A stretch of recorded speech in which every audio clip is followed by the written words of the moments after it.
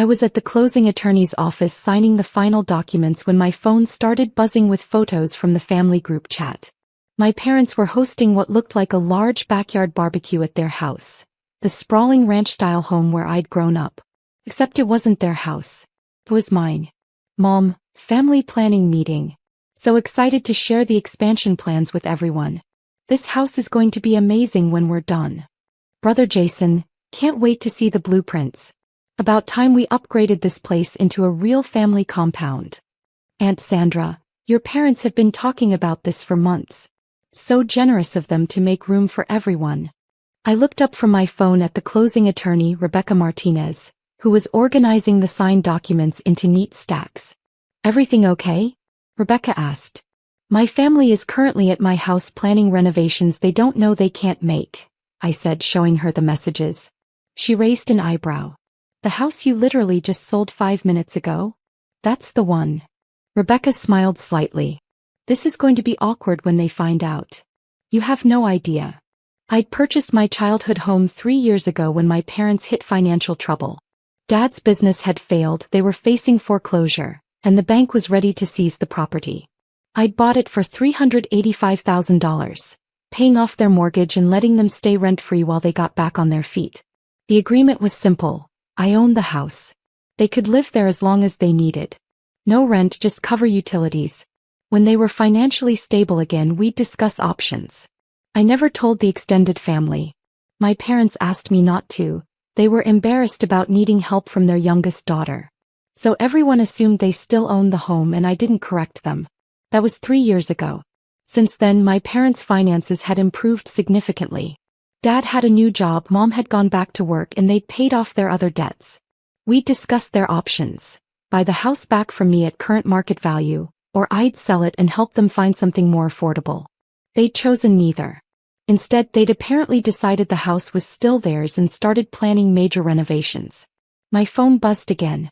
Mom, the contractor is coming next week to give us estimates.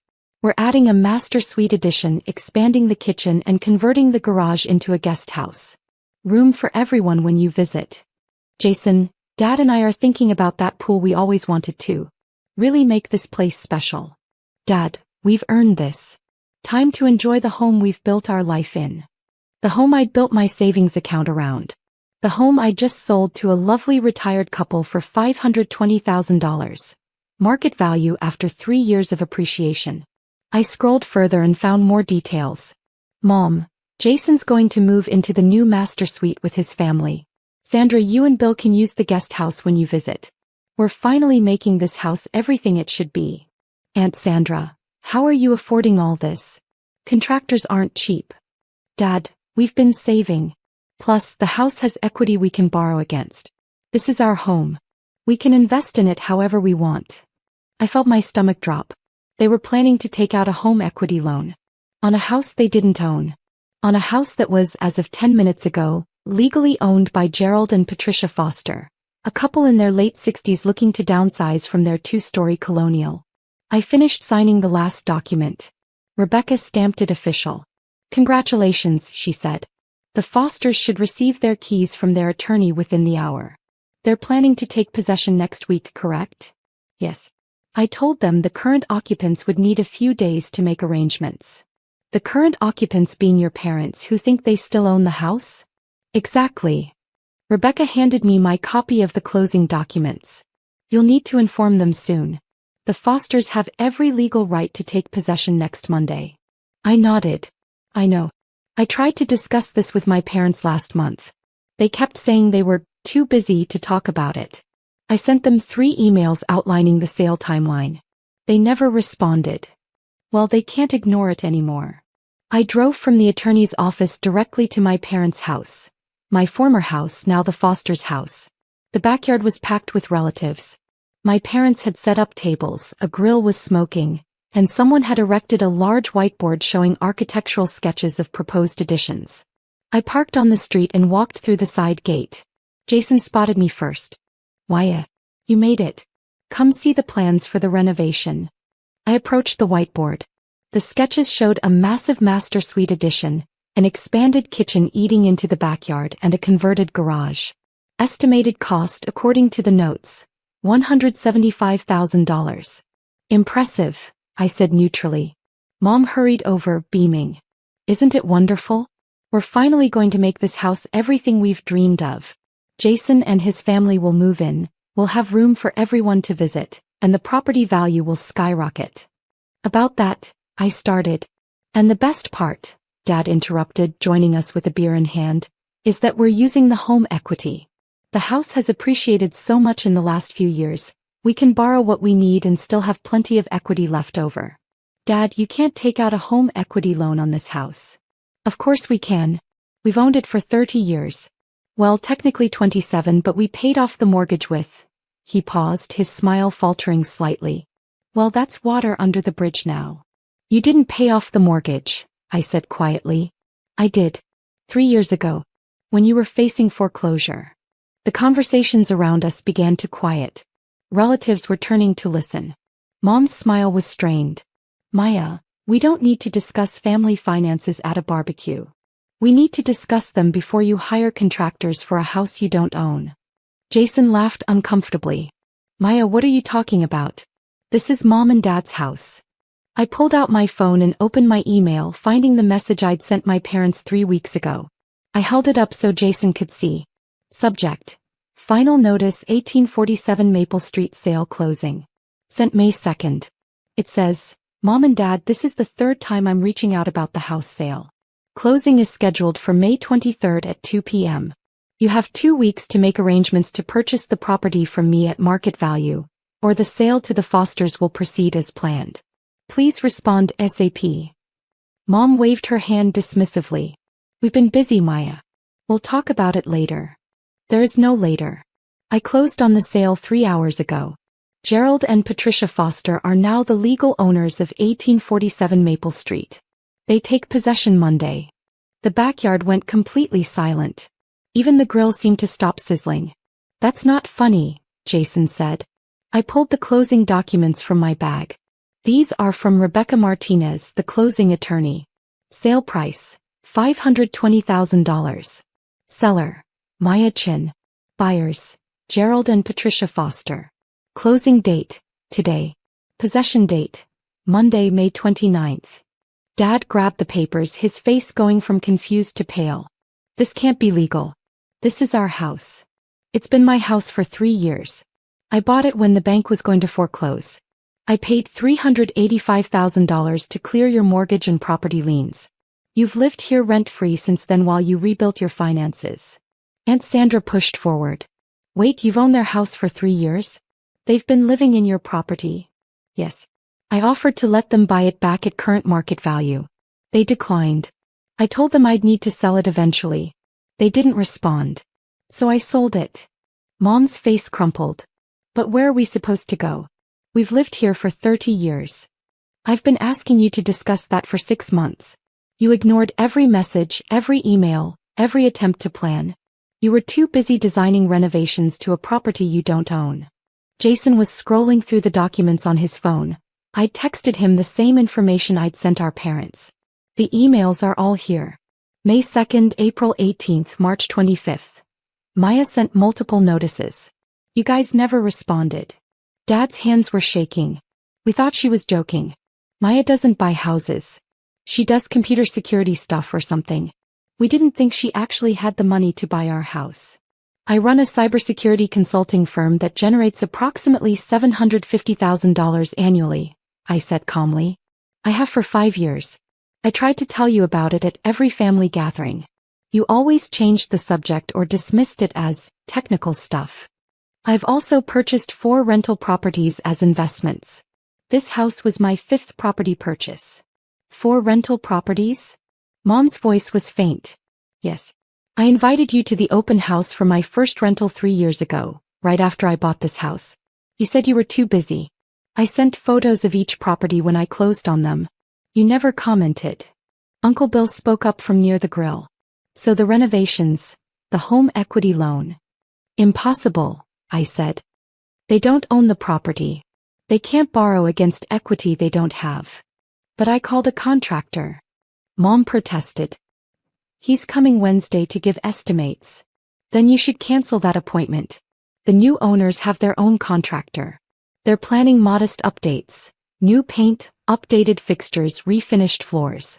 Nothing structural. Jason looked at his phone, then at our parents. You really didn't know? Maya sent 3 emails. With read receipts. You both opened them. Mom and Dad exchanged glances. We thought she was being dramatic, Dad finally admitted. Maya's always been sensitive about helping out. We figured she was trying to pressure us into buying the house back from her just to prove some point about being successful. The point, I said, my voice harder now, was that I own the house. Not you. And if you wanted to keep living here, you needed to either purchase it from me or communicate about alternatives.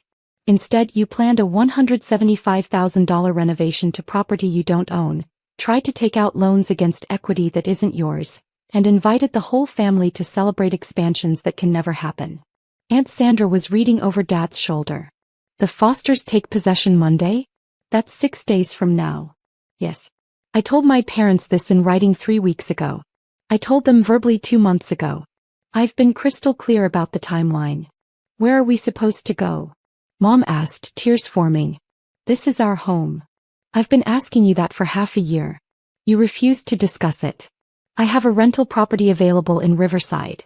3 bedrooms, smaller yard, $1,800 monthly rent.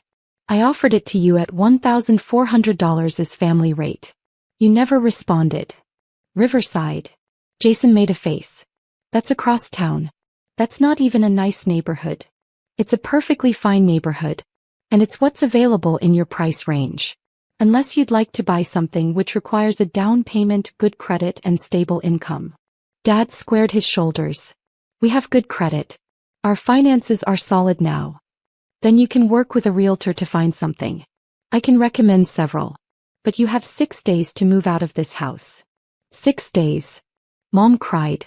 We can't pack 30 years in 6 days. You've had 3 years to make a plan. You chose to ignore the situation. Uncle Bill stepped forward. Maya, be reasonable. They're your parents. Surely you can give them more time, work something out with the new owners. The Fosters have been living with their daughter for 4 months while waiting to close on this house. They've sold their previous home. They're scheduled to move in Monday. I'm not asking them to delay because my parents refused to face reality. Jason ran his hands through his hair. This is insane. We had plans. I was going to move my family in, we were going to expand. Plans based on a fantasy, I interrupted. None of you asked who actually owned this house. You all just assumed. When I tried to clarify, I was dismissed, ignored, or accused of being dramatic. Because we didn't think you were serious. Mom said, you're our daughter. Daughters don't sell their parents' homes out from under them. Daughters don't buy their parents' homes to save them from foreclosure only to have those parents pretend it never happened, I countered. I rescued you from financial disaster. I asked for nothing in return except acknowledgement of reality. You couldn't even give me that. The relatives were quiet now, looking uncomfortable. Some were gathering their things, clearly wanting to escape the tension. Dad's voice was quiet.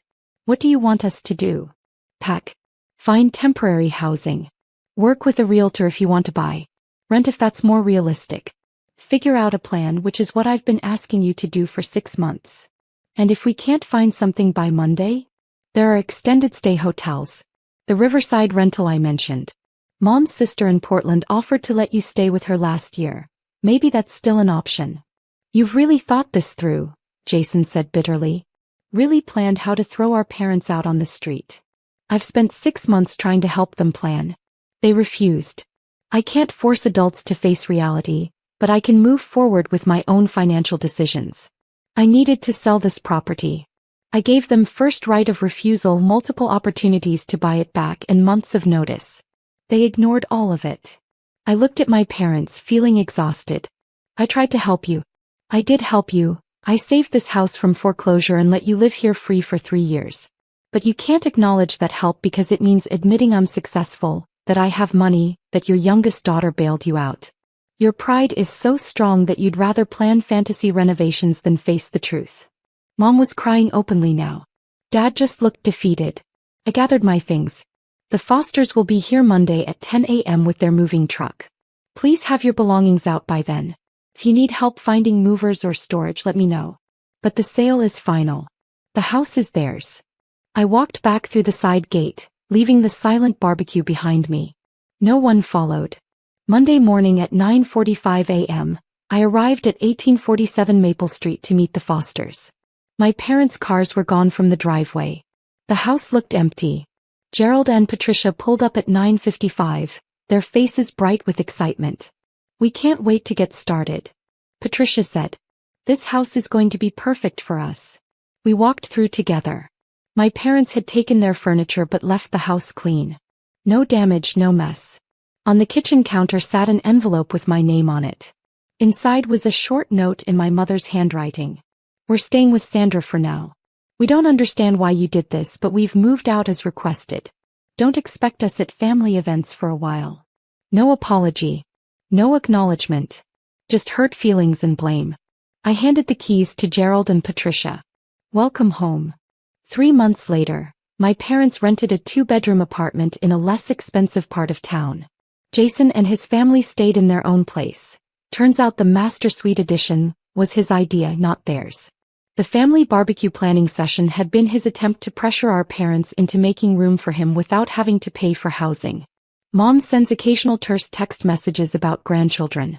Dad doesn't contact me at all. Aunt Sandra told me they tell people they decided to downsize and wanted something more manageable.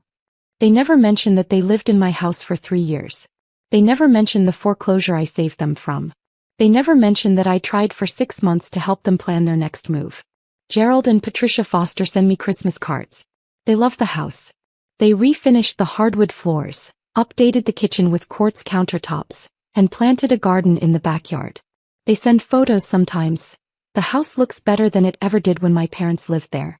I still have the closing documents in my filing cabinet, next to the purchase agreement from 3 years ago showing how I saved that house from foreclosure. Sometimes I take them out and look at them, remembering the family barbecue where everyone planned renovations to a property they didn't own. My parents built their dreams on land I'd purchased. When reality arrived, they blamed me for their fantasies' collapse. But I'm not sorry. I gave them every chance. They chose pride over planning. Now they rent an apartment and pretend it was their choice. And I own 4 rental properties that generate $156,000 annually in passive income. Sometimes the daughter who does computer stuff knows more about real estate than the parents who lived in the same house for 30 years. They just never bothered to ask.